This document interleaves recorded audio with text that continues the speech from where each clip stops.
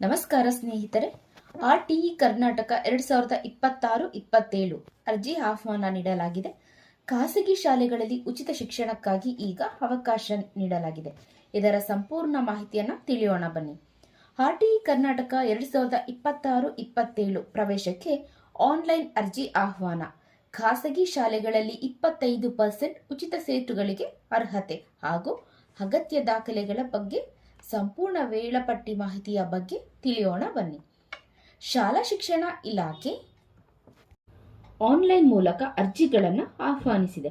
ಆರ್ಥಿಕವಾಗಿ ಹಿಂದುಳಿದ ಮತ್ತು ಸಾಮಾಜಿಕವಾಗಿ ವಂಚಿತ ವರ್ಗದ ಮಕ್ಕಳಿಗೆ ಗುಣಮಟ್ಟದ ಉಚಿತ ಶಿಕ್ಷಣ ದೊರಕಿಸಲು ಇದು ಮಹತ್ವದ ಅವಕಾಶವಾಗಿದೆ. ಹಾಗಿದ್ರೆ ಮೊದಲನೇದಾಗಿ RTE ಅಂದ್ರೆ ಏನು ಅಂತ ತಿಳ್ಕೊಳ್ಳೋಣ ಬನ್ನಿ. ಭಾರತ ಸರ್ಕಾರವು 2009ರಲ್ಲಿ ಜಾರಿಗೆ ತಂದ ಶಿಕ್ಷಣ ಹಕ್ಕು ಕಾಯ್ದೆ ರೈಟ್ ಟು ಎಜುಕೇಶನ್ ಆಕ್ಟ್ 2009 ಪ್ರಕಾರ 6ರಿಂದ 14 ವರ್ಷದೊಳಗಿನ ಮಕ್ಕಳಿಗೆ ಉಚಿತ ಮತ್ತು ಕಡ್ಡಾಯ ಶಿಕ್ಷಣ ಒದಗಿಸುವುದು ಸರ್ಕಾರದ ಹೊಣೆಗಾರಿಕೆ. ಈ ಕಾಯ್ದೆಯಡಿ ಖಾಸಗಿ ಶಾಲೆಗಳಲ್ಲಿ 25% ಸೀಟುಗಳನ್ನು ಆರ್ಥಿಕವಾಗಿ ದುರ್ಬಲ ವರ್ಗದ ಮಕ್ಕಳಿಗಾಗಿ ಮೀಸಲಿಡಲಾಗಿದೆ.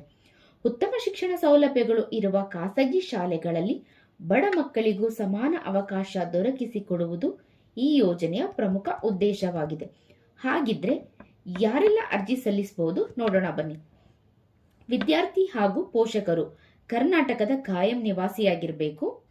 ನರ್ಸರಿ LKG ಹಂತಕ್ಕೆ ಮಕ್ಕಳ ವಯಸ್ಸು 3ರಿಂದ 5 ವರ್ಷದೊಳಗೆ ಇರಬೇಕು. 1ನೇ ತರಗತಿಗೆ 5ರಿಂದ 7 ವರ್ಷದೊಳಗಿನ ವಯಸ್ಸು ಇರಬೇಕು. ಪೋಷಕರ ವಾರ್ಷಿಕ ಆದಾಯ 2 ಲಕ್ಷಕ್ಕಿಂತ ಕಡಿಮೆ ಇರಬೇಕು. BPL below poverty line card ಹೊಂದಿದ ಕುಟುಂಬಗಳಿಗೆ ಆದ್ಯತೆ. ಸೂಚನೆ: ವಯಸ್ಸಿನ ಲೆಕ್ಕಾಚಾರವನ್ನು ಸರ್ಕಾರ ಸೂಚಿಸಿರುವ ದಿನಾಂಕದಂತೆ ಪರಿಗಣಿಸಲಾಗುತ್ತದೆ. ಅಗತ್ಯ ದಾಖಲೆಗಳನ್ನ ತಿಳಿತಾ ಹೋಗೋಣ ಬನ್ನಿ.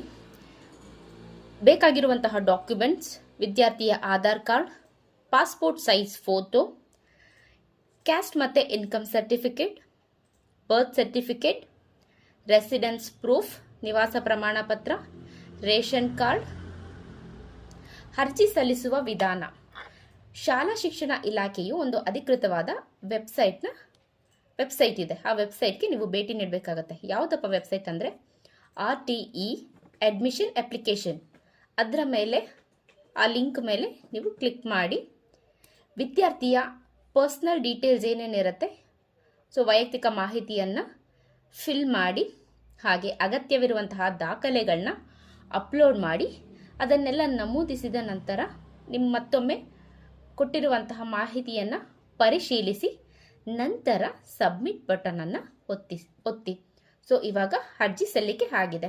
ಅರ್ಜಿ ಸಲ್ಲಿಸಿದ ನಂತರ ಒಂದು ಸ್ವೀಕೃತಿ ರಿಸೀತಿ ನಿಮಗೆ ಎಕ್ನಾಲೆಜ್ಮೆಂಟ್ ರಿಸಿಪ್ಟ್ ಅಂತ ಕಾಣಿಸುತ್ತೆ. ಅದನ್ನು ಡೌನ್ಲೋಡ್ ಮಾಡಿಕೊಂಡು ಸುರಕ್ಷಿತವಾಗಿ ಎತ್ತಿಟ್ಕೊಳ್ಳಿ.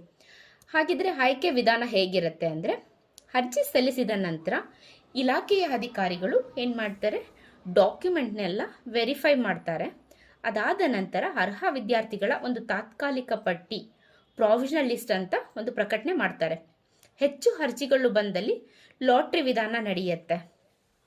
ಆಯ್ಕೆಯಾದ ವಿದ್ಯಾರ್ಥಿಗಳ ಪೋಷಕರು ನಿಗದಿತ ಅವಧಿಯಲ್ಲಿ ಶಾಲೆಗೆ ಪ್ರವೇಶ ಪಡಿಬೇಕು. ಲಾಟ್ರಿ ಪ್ರಕ್ರಿಯೆ ಸಂಪೂರ್ಣವಾಗಿ ಟ್ರಾನ್ಸ್ಫಾರ್ಮೇಷನ್ ರೀತಿಯಲ್ಲೇ ನಡೆಯುತ್ತೆ.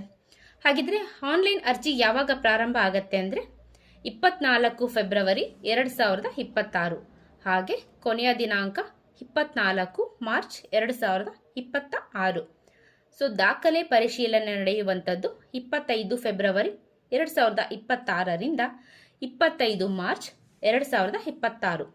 ಲಾಟರಿಯ ಫಲಿತಾಂಶ ಪ್ರಕಟಣೆಯಾಗೋದು 27 ಮಾರ್ಚ್ 2026.